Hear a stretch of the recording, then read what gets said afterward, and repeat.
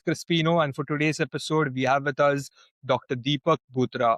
Deepak comes with 30 plus years of experience helping B2B sales professionals and entrepreneurs close larger deals faster, win more, and build career longevity. So, in this episode, we are going to talk about selling smart and how B2B leaders can win without burning out. So, welcome to the show, Deepak. It is great to have you here with us. My pleasure, Crispino, and thanks for such a wonderful introduction. For a second, I thought I'm on the wrong show. You must be talking about some other amazing guy. But thanks, very generous of you. Thank you, Deepak. Thank you for joining us so early on a Saturday morning. Really appreciate the commitment and your dedication towards the hustle. So, love that. It's my pleasure. Any opportunity to talk, as my mom would say, Yeah, never give Deepak an opportunity to talk. He will take the mic, talk, and then he'll sell the mic and walk away with the money also. that's a true sales guy, Deepak. In and out.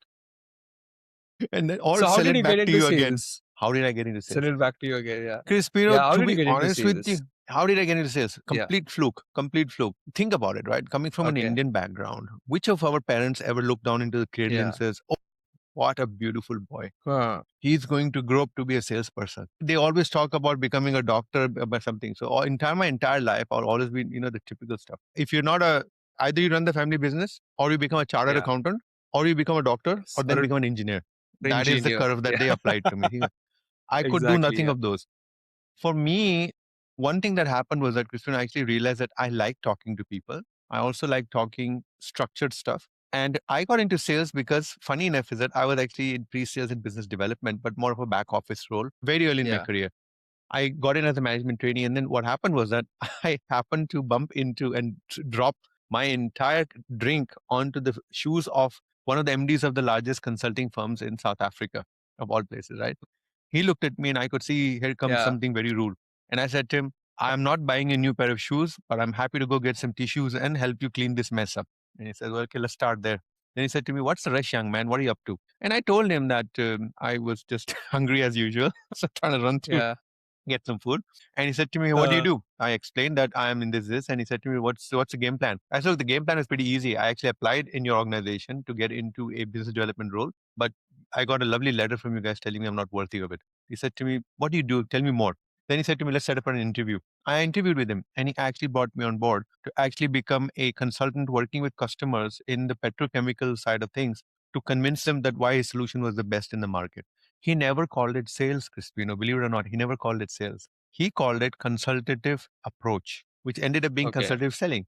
So I thought that was one of the, if he had said to me that I'm asking you to become a salesperson, I might have said no. And I'm not saying that he's that smart, he figured it out. So my entry into sales was because someone told me, "You have all these academic chops, you've got all this experience, you've been doing very Hmm. well. Why don't you come and help me market or sell?"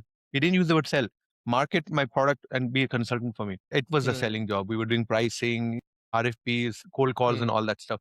But that was my introduction to sales, and I enjoyed it for the simple reason that, Crispino, it demands something very unique of you. Sales is unforgiving, but it's also very satisfying.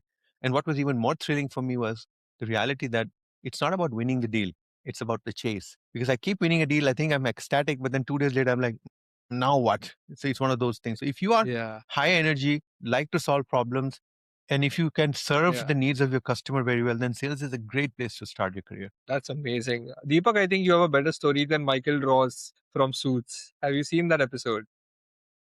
This so look, I It's have a nothing better short of story a as well. film. It's Yes, tell me. that's my biggest challenge. And this is my wife's favorite joke about me, Crispin, and this will make you laugh, and your audience will love this as well. Is that she says to me, Yeah. thank God, he did not give you looks and hair, Deepak, and he left you about 20 pounds overweight. Because if he had not done those three things, you would have driven the world nuts by telling them you're Shah Rukh Khan, India's number one top Bollywood star. Because everyone keeps telling me, "You're just so full of so much stuff. My God, what would have happened if you had Shah Rukh's looks and his hair and you could Yeah. dance? Then what?" Well, I said, "Well, I can dance." This is no, Deepak. Trust us, you can't dance. Yes. But hey, you are your own personality, Deepak. And that's amazing. I love your vibe. Crispina, Even before. ask your own mom and ask my mom. Who's the cutest child on the planet? HB. Even today, my Uh, mom will touch me and say, "Yes, but please shave, Deepak. I don't like this." So even now, at age 55, I'm being told by my mom, "Please shave." Okay. I'm like, "Yeah, yeah. yes, ma." That's fair enough. Mothers, even my Back mom to you. always is like, you have a cute face. You don't need the beard. But I mean, you got to live with the time. And it doesn't look bad. It doesn't look bad on you either. You can rock it. I think the issue is not about looking bad. It's about it's. I never saw it before. Why now? And I'm like, everyone goes through phases, ma. She says, yeah, there's better Exactly. phases. And come with me on a pilgrimage. Let's go to the holy shrines. And I'm like, no, Let's no, go I'm on to not that that. phase. I'm not there yet. Not that phase yet. No. Over to you, Crispino. Got Back it. to you, sir. Great point. So, Deepak, what are you currently doing? Like work wise, I see that you have founded Jabulani Consulting and you're doing a bunch of other things. You're helping sales leaders. So, a bit about you to introduce yourself. So my story is pretty simple, sir. Born and raised in north of India, and I say that for a very particular reason. I'm extremely fond of the place. My first fiction book is actually based upon a 300-year-old love story in the city that I grew up in, Jodhpur. I, thanks to my dad, traveled the world. So Crispino, if you ask me, Deepak, what's home for you? I'll tell you, home is Jodhpur forever. If I ever die anywhere on the planet, I've told the family, please take my ashes back to Jodhpur. Don't even go to the holy rivers. Just go find any gutter and just drop it in there. I'm okay with that also. Now, but jokes aside, I travel the world. I've worked in South Africa. I've lived in Libya. I've worked in Singapore. So I consider myself a global citizen. And what happened to me was that after 30 years of corporate servitude, and after during COVID, I got COVID twice. I lost family members during COVID. And you know what, Crispin, you get this feeling of what is life about? Here are people that were far healthier than I am. These so basically my as an example, my sister became a widow at that point, right? And for me, it was a stunning reversal of fortune, right? A super Hmm. smart guy. My kids adored him, and here we are trying to figure out what happened, all because of something called COVID, right? But one thing happened. It shook me up, and I realized that let's leave the corporate world and do what I think I should do. Will I lose a lot of money? Yes, that's true. Becoming an entrepreneur is never easy, right, Crispino? People talk about, oh, I want to be an entrepreneur so I can get away from all the nonsense. Well, I tell you what, 90% of entrepreneurs go back to business again very soon, very quick, because they run out of money. So you need to plan for all that type of stuff. So for me, I exited and I picked up a Sandler franchise. Sandler is one of the world's top sales training companies, sales development companies. Why? Because I didn't feel like I wanted to create my own, uh, uh, what do you call it, IP. There's no point in that. The world is full of too many people who are in sales, have one fantastic year, and then take the briefcase and on the back of it, then they write, I'm now a consultant, I'm now a sales coach, I'm now a sales trainer. And there's an entire industry created by that. So I get that and I respect that. But to be honest with you, there's a limit to how much the market can sustain or absorb in a scenario like that. So that's the only point I wanted to make to you.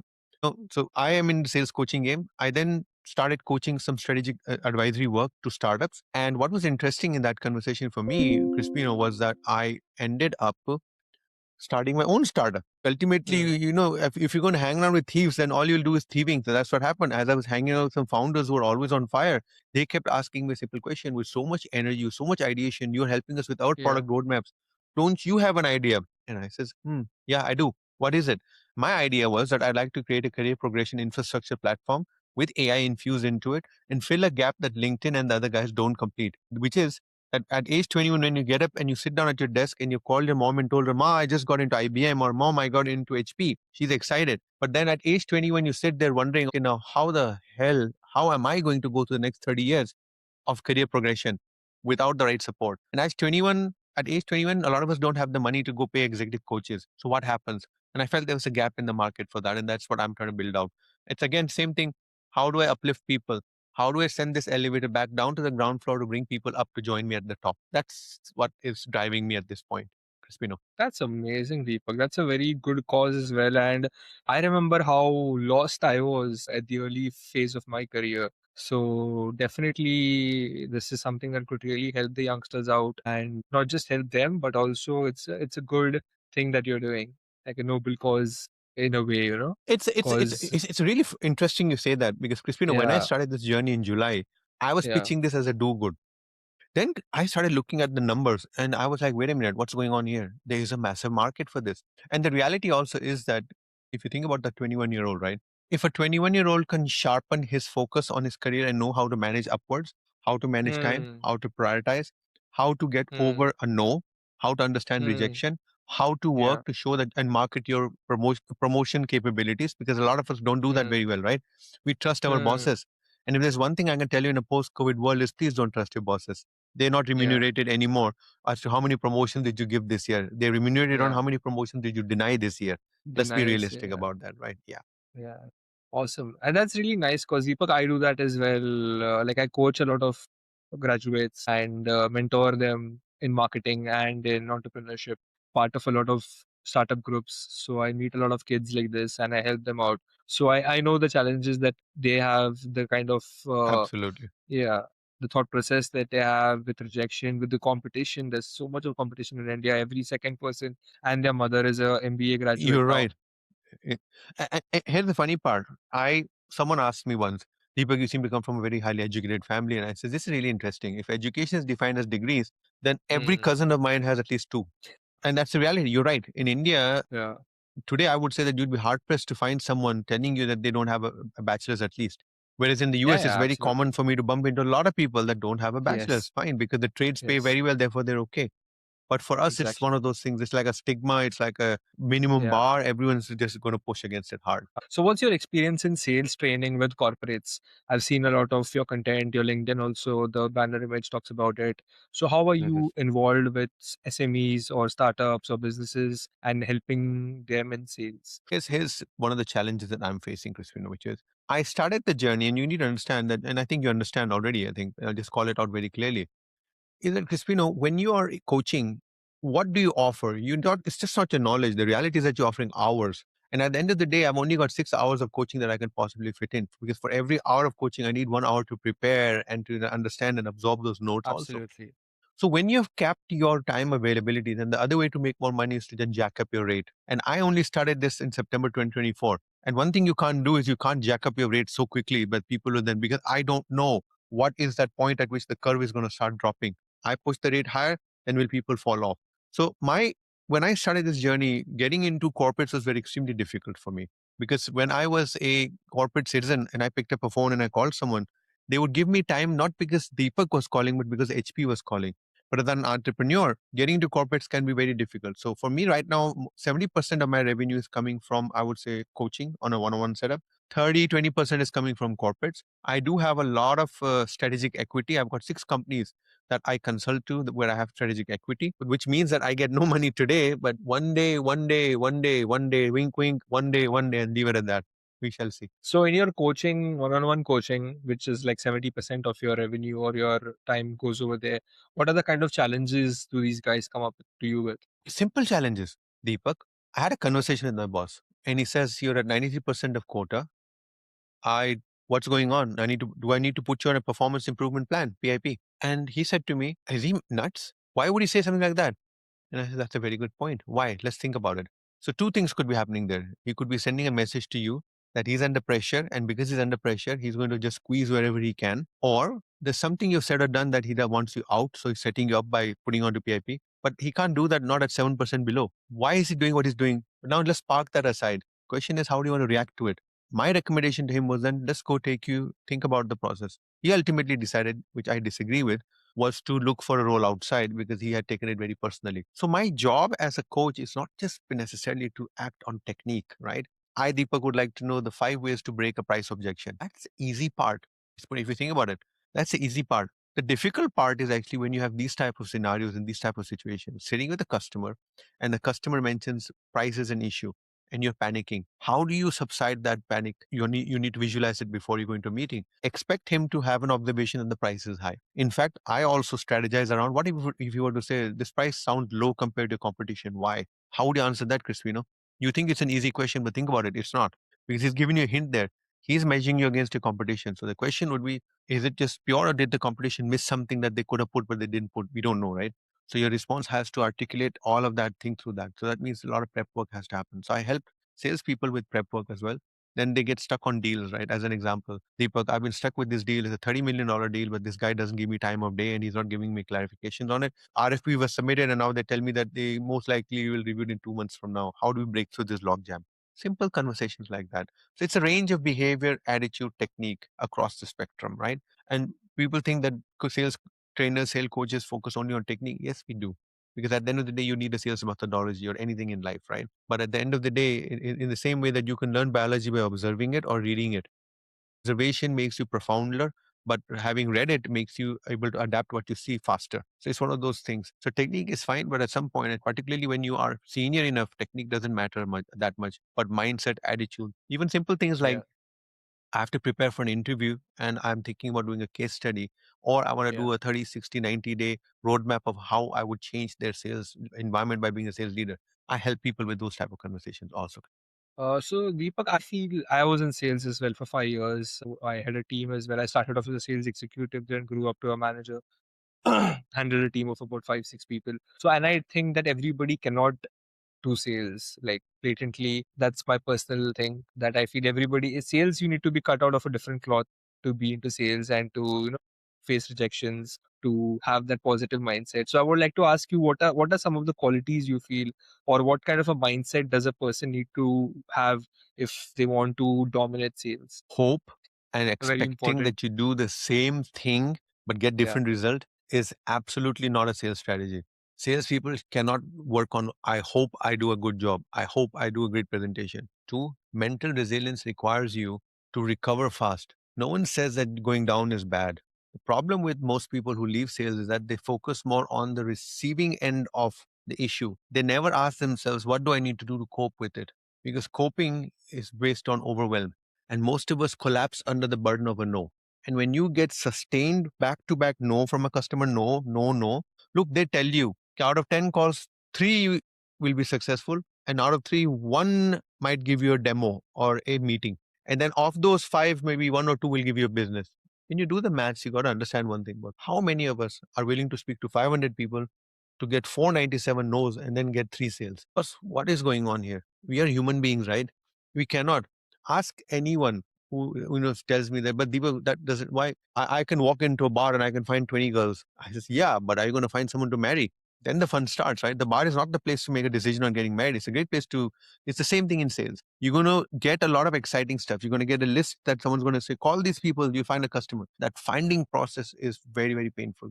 Two, these ratios I gave you, I know a guy that actually got 19 no's in a row, and all Hmm. his colleagues were only getting like three no's and then one yes. So they were winning 25%. He was winning zero out of 19 deals.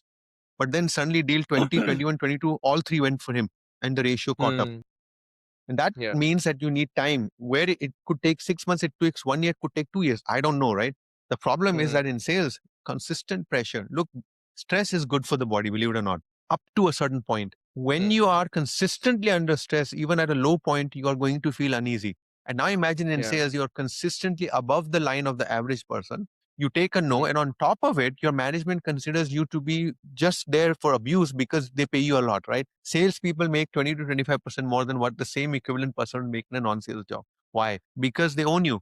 And that mindset is a 80s mindset. And I'm saying this to you because, Crispin, I'll tell you one thing. If I look back and I look at how coaching is done today, it's same approach, boss. Carrot Yeah. and stick. Boss, carrot and stick was 80s language. And by the way, even in the 80s and 90s, the carrot and the stick, Crispino, were used exactly the same way. Ouch. Got it? Also went into a painful situation because they were misusing the alignment, that was. If you do this, you get rewarded. But if you don't do this, you're going to get another reward. And the reward is so difficult to get that you'd rather wish that they just hurt you with it. It's just one of those things. Now, how many can survive? And I'll give you a statistic, Crispino. 35% of all people in sales will leave sales by age 35. Why? Because they didn't get the right support up front. They also did not find the right people to hang out with. As a salesperson, you need to hang out with like minded people. And at the end of the day, let's be honest here. I it would be wrong on my part to say to you that's all in the mind. It's not. I left sales myself, right? At age 33, I got burnt out. At age 35, I exited sales permanently, but I went to sales operations. So instead of dealing with customers, I now work with salespeople to optimize and help them with their performance. So I did my Lean Six Sigma qualification. I'm a process guru. I'm a CRM CPQ super admin.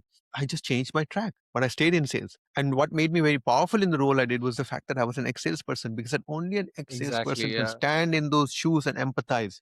So I don't sympathize, Hmm. I empathize.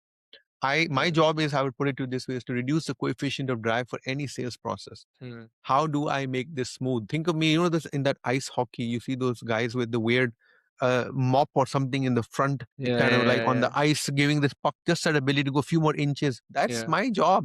My job is to give you a glide path that allows you Yeah. to reach your objectives. Simply put, Love it. Love it. and Yeah. and literally think of the puck as the deal, taking the Hmm. deal through the entire process so that it gets through fast and quickly. I don't get paid to hold deals up. I don't Hmm. understand why people say that. A lot of people tell me, says people are fantastic, they're like No. Did you brush your teeth today? No, -2 marks. Did you gargle today? No, -2 marks. I'm like, what are you Are talking you about? are you big on processes yourself, Deepak? SOPs, In terms of, processes, yes, I'll tell you sales why. for sales teams. I'm so I am very big on process for one simple reason. Is that because one, processes actually help you make sense of things when things are not going well. That's when you rely back onto the process. Two, processes fail only because they can't scale, or because you have structured them in such a way that the process ends here, process A, process B starts here. And now this is all sticky tape and glue and human holding it together. To give you the best parallel, it's like you will do your emails on instantly on this screen. Then when it's done, export in a CSV file, move to another software, upload it there, and then you'll do a cleansing of the email on a tool called Prospeo or something like that, right? Then you're like It's not swiveling, connected. it's not Yeah. connected. And when you sit back and you look at your entire day, you'll actually realize on average, salespeople, and by the way, the stuff I'm telling you has been going on for the last 50 years. 50 years ago, they used to tell me salespeople spend 30% of their time on non-value add stuff. After 50 years, today still they say the same number. What happened? What happened? Something happened, right? I think productivity went through the roof. Yes, I get it. But if you're Hmm. still arguing that 30% of the time is spent on activities that don't matter, then it's stunning. Now, here's another truth I'll give you, Crispino. This will make you laugh. Crispino, what used to take earlier 5 minutes to do, like writing an email to a customer, now takes 20 minutes to do. Do you know why? Let me go to Too ChatGPT first. too much of AI.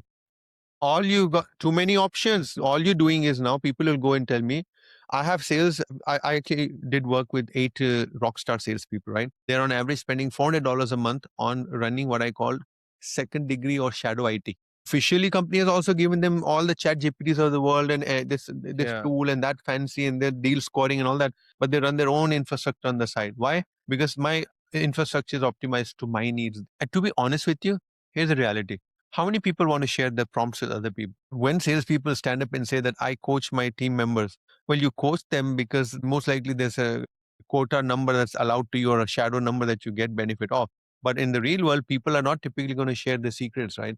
And nor will salespeople admit that this is how much they use and rely on AI. I'm actually Hmm. watching, and this is something, Crispin, I want to call out to you. And I think some of your viewers may not agree with me on this one, but there is a general collapse of intelligence happening in sales overall, because the very first point of call is going to an AI, arguing with the AI, getting an email, then sitting on it, and then arguing with yourself, and then generating that email. So what could have taken 5 minutes ends up taking 8 to 10 minutes. You think you've been productive because you've seen a different way to spin something. But here's another reality. When everyone is using ChatGPT, how do you differentiate yourself? So Yeah. someone told me, Deepak, that's nonsense. ChatGPT never gives the same answer. I'm like, okay, let me give you another perspective then. Crispino, today ChatGPT can help you with your resume, right? Today, you know what the biggest problem with salespeople, with HR, is that every resume is Yeah. shiny. How do you Same. Yeah. differentiate? Exactly. So Yeah. that's when they decided that let's go do 15 minutes mandatory AI interview. Amazing, isn't it? Had to do that. So people tell me the AI interviews happened because AI came along. The need was always there because people were not sure whether the person that I'm going to interview was worth it or not. That's why they would then have a recruiter step into the middle to do their first interview, right?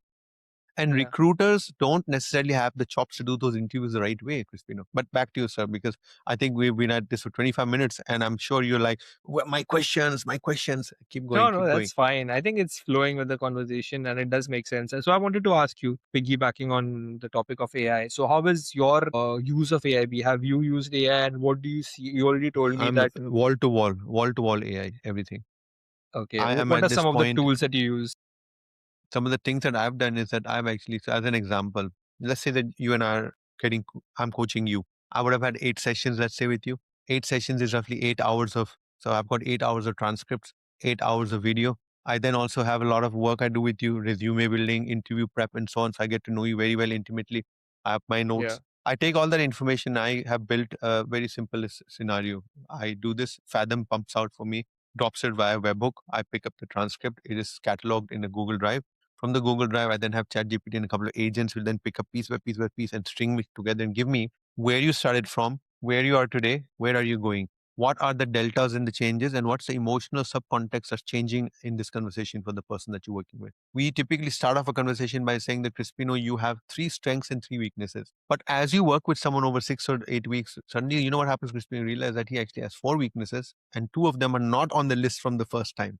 But here's the fun part. Most other coaches would just carry on with the same discussion that they had on day one and carry on banging on the stuff that is not relevant If I ask you, Crispino, right now on this call in front of your audience, Crispino, tell me your top three strengths. You're going to say something. Then 2 weeks from now, I'll tell you, Crispino, think about it again and tell me, are those the real top three or do you think you would change your answer? 90% of the people change their answer. Because as I coach you, you actually realize, oh, you know what, boss? Shit, I just realized my issue is not True. time management. My issue is prioritization. I don't know what to prioritize. If you don't know what to prioritize, it reflects as time management issue. But it's not a time management issue. It's that an Prioritization. inability to delegate to people. I have 7 people reporting to me, but I refuse to delegate stuff because I can do it. Hmm. Hold on. So you start off by saying that my people don't listen to me and they don't do their job, therefore they are bad. You end up realizing that you don't give the right instructions to them. So what happened to strengths, weakness, the whole analysis, the entire concept changes. With Lovely. AI, Yeah. I cannot remember if I have 7, 8 customers at any time, right? Crispino, think about it. But with AI, I have the ability just before a call to simply say, jog my memory, tell me where we were, right? Now, from a positive point of view, let me respond as follows with regards to AI. AI allows me to add, I would say, 3x more value. If I was adding value before for $100, for the same $100, I can add more value because AI allows me to enrich my insights. AI allows me to also look, I've written 6 books. Of those 6 books, I will sometimes forget where to write something into it. But if I tell I just had a conversation with Crispino, and Crispino mentioned to me about mental resilience. I would like to send a 1 page summary of on mental resilience for him based on the work I have done with the framework that I think is valid. Generate a customized playbook 1 pager for Crispino.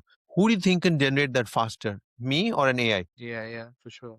There you go. There you go, Crispino. Now just imagine Love it. Love it. someone came to me and that's why I'm telling people right now that one get hands on with AI. This is a different era. Today you cannot tell me, "Nini, I don't do coding." Well, hold on. Even I don't do coding. You don't need to Look, anymore. you don't need to anymore. That's the 4 years ago when I first got exposed to generative AI. Here's my response. I've always been a machine learning and type of guy, but not technical. I've always worked on pricing analytics and stuff like that. So I've been always Hmm. very numerical in my thought process, Yeah. and data will set you free.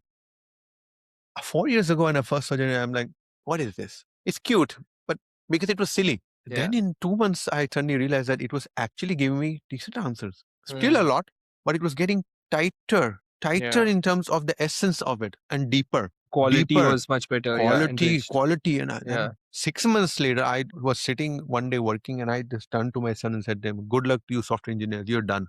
I said, you're done. And 6 months later, the whole thing started. Cursor, emergent, talk. I'm like, Replit came out, this came out. I'm like, ultimately went and actually got a fellowship and AI with, I think it was Outskill Growth School, right? Okay. And I did Oh, that. And it was nice. the most painful experience of my life, Crispino. But guess what? That experience actually gave me the courage to go do my own startup. Why? Because you now understand how the everything hangs together. So anyone listening on the call, getting exposed to AI at a very hands-on element is important. And if I can do it at age 55, then you at age 25 listening in, what's your problem, man? And if you think that this is not something that's required, I can guarantee you, AI will not take your job, Crispino. Someone using AI will take your job. Happy now? That's Absolutely. it. Absolutely. Put this Deepak, on a you don't t-shirt look and print it. Yes, you don't look one day older than 35. And it's amazing that you've used AI in all the right ways. Like your examples of how you used AI with the agents you built for the summary, you've helped it. Like, I mean, I'm going to use this podcast as an example for others how they should use AI. Because people use still using it from in my circle who I know, or the startups that I mentor, they're using it to generate content or to write content and, very basic level stuff, It's which is not bad. that But which is not bad. You're right. And this is yeah, very important, Crispino. I don't want people to misunderstand me. But here's, I think, the point you're making. And I keep telling this to people, boss, you will never see me sitting on Sora making videos of me flying on a banana or riding a dolphin. What does that achieve? yeah. At the same time, what I would rather do is explain to a customer that if you do this and this is the transition expected, this is what happens to your earnings. I'd rather make a video that shows a career graph, actually shows someone activity A delivers incremental 10%. So I would just show to a chart growing.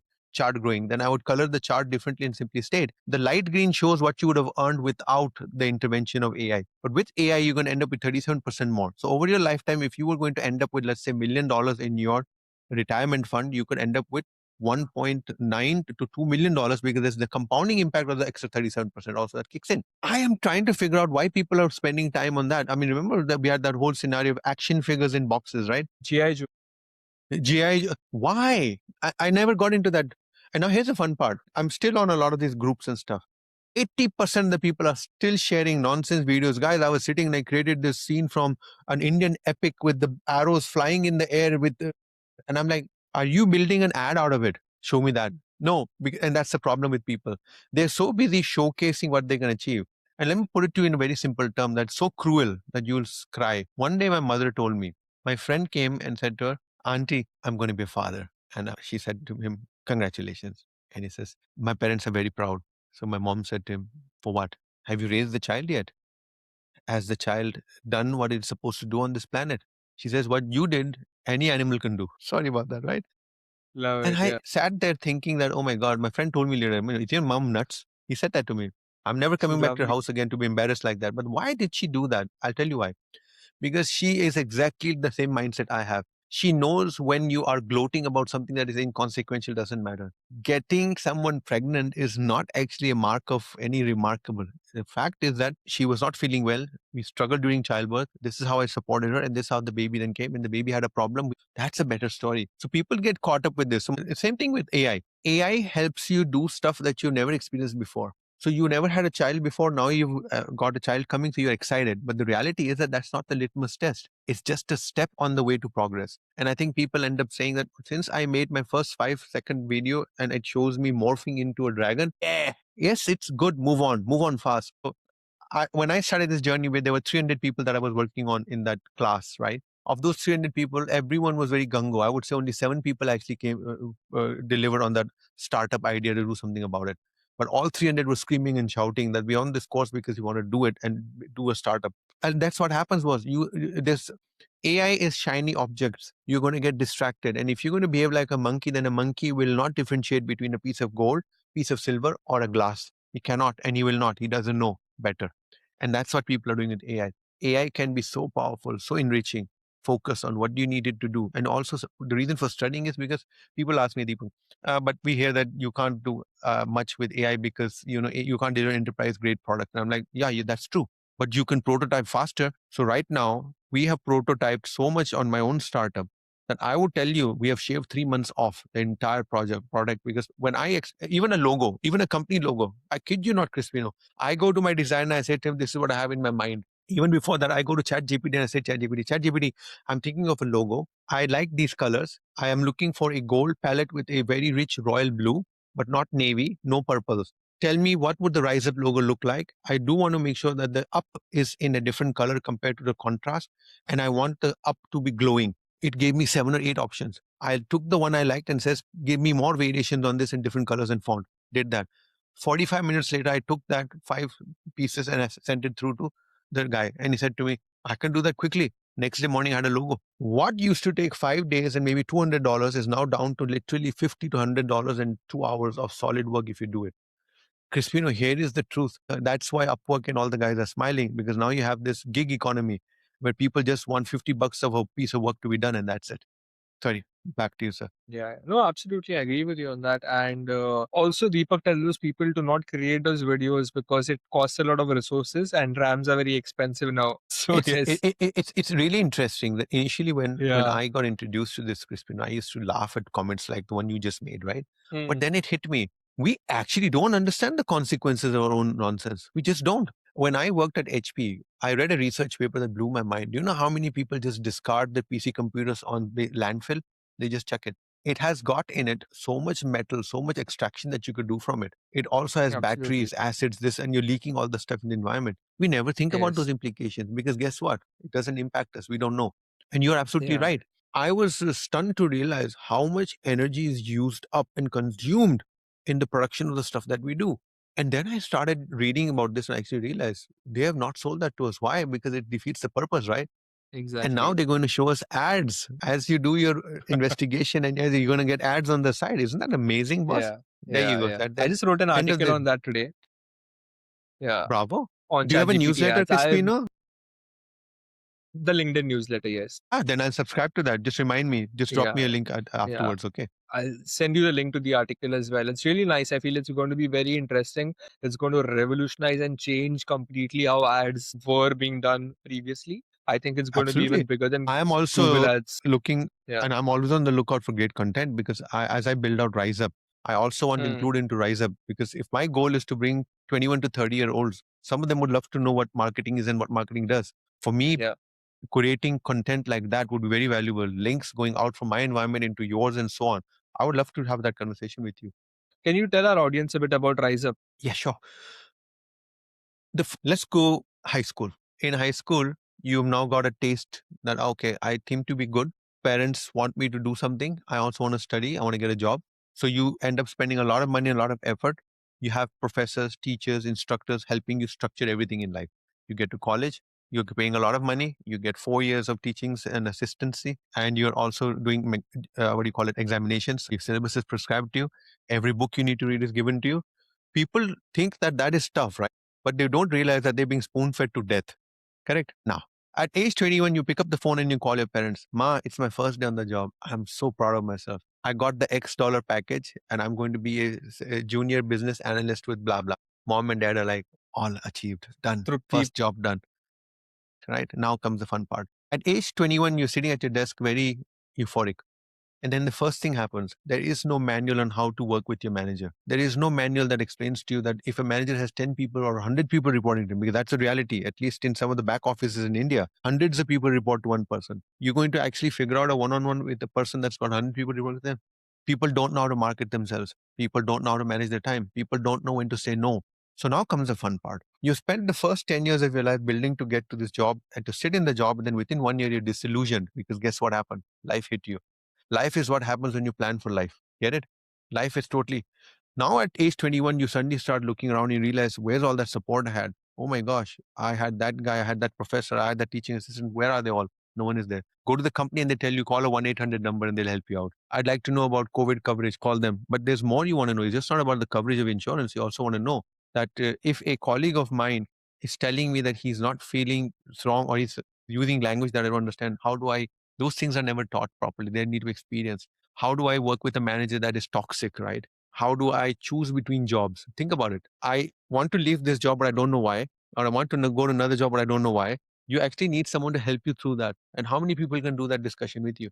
Not many. And two, it's very intimate, right? Why would you have a conversation like that with anyone? You just won't. So my goal with RiseUp is as follows.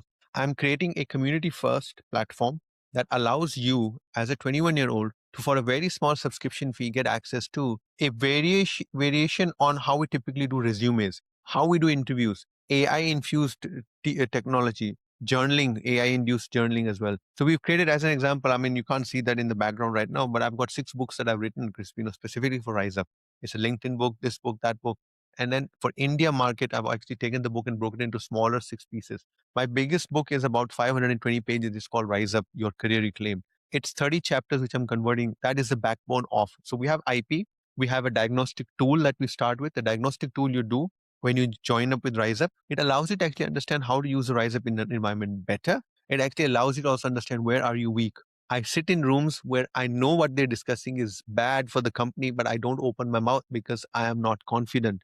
Tell me, where will you go to your internal portal and look for? I like to be more confident in meetings. That's the reality. So, what you want to do is that you would really like to go and listen and talk to people that are having the same issues you have in a safe environment with access to material, videos, verified information, and potentially cohort type setups, because cohort type setups are cheaper. If you try to go and find a one on one coach at age 21, you're going to bankrupt yourself. I'll be honest with you. And the problem is that that's the time when you really need a coach. People go to coaches when it's too late. You're going to go to a doctor with a broken hand. Okay, that's a bit, you already broken the hand, right? So the precaution needs to happen before that. And what is that precaution? That a doctor can't teach you. Someone else has to tell you how to walk, how to talk, how not to say things. Or when someone punches you, how to duck. Those are life skills. So I'm looking at career progression as a life skill going forward, not as a career skill or a job skill. No, don't make that mistake. And with AI, what you used to think as a career is not that career anymore. AI has changed the context. Yeah. That's why I'm looking forward to reading your article, Crispino, because I have a suspicion that you're going to sense a vibe that's going on as to what's changing out there and how AI is going to get more pervasive and demand something very different from you. I want to factor that into this discussion. And that's that. I think what you're doing with Rise Up Deepak is lovely, and also because I've met a lot of kids who passed out their college era during the COVID time, so their Yeah, life yeah. skills are absolutely zero. I They hope have, they're not listening to it's this, really, but My youngest son is one of those, right? And Yeah. I tell So you you what, know, yeah, you know he firsthand what was it's telling like. me, these, I don't, so he now goes to the office maybe twice a week only, just FYI. Okay. From Yeah. day one itself, you've got a disassociation. They Yeah. maintain that disassociation, and that's very, very, Yeah. very important. And look, my Yeah. doctor degree was in job satisfaction and organizational commitment of salespeople. And if Yeah. there's one thing I can tell you, Crispino, is that Yeah. the most pain comes from work friends. You think they're friends, but Yeah. they're actually not friends. And the way to Yeah. judge that is very simple. When you lose your job or when you leave a company, just watch and see how your friendship profile changes dramatically. If within 60 Yeah. days, Yeah. Yeah. less than 5% of people that you knew from your old workplace are even acknowledging that you exist, then you know that you were making a mistake. You thought you were working with friends. You thought this is a great company and a great culture. It's like a family. Yeah. There's no such thing as a family. What nonsense. I don't know who I sold that learned to that the us. hard way myself as Hard well. way. Yeah. Yeah. COVID, COVID put a mirror to everyone's face. So the batch that came, that's why I call it a post-COVID era, is very different, Crispino. Those boys and girls want something different, and they actually have no pretense. They'll tell you to your face, okay, this is not worth it. Crazy, Deepak. This was an amazing podcast. I loved this conversation with you. I think we went My all over the pleasure. place from AI to COVID to students. We covered We everything, did. and it We was did. a We did. great chat. Yes, thank you so much for coming on and taking time on your weekend. I wish you the best for Rise Up. And if anybody wants to get in touch with you, anybody wants to work with you, what is the best way to connect with you? Sir, as my wife says, I don't even know why people ask that question. Just tell them to go shout Deepak Botra on LinkedIn and I'll appear. So I spend There like we four or go. 5 hours a day on LinkedIn. It's always open on at least one of my phones or one of my computer screens. So LinkedIn is a great Yeah, place to find me. Crispino, I am also on the internet. If you just type Deepak Botra, you're going to pick up the one and only. All the ugly faces at the top are mine, so you'll absolutely recognize me. Any shiny spot, that's me. Find it. That's me right there. Right. So love that's it, how love to it. get in Cool. touch with me, Crispino. But Yeah, thank you I'll very much for also having me. It was fun. Yes, absolutely, Deepak. I'll also drop in the link to your profile and your website in the chat. Sorry, in the description of the videos, so anybody can just connect with you right there. Absolutely. And yeah, thank you so much. No, my pleasure. Take care.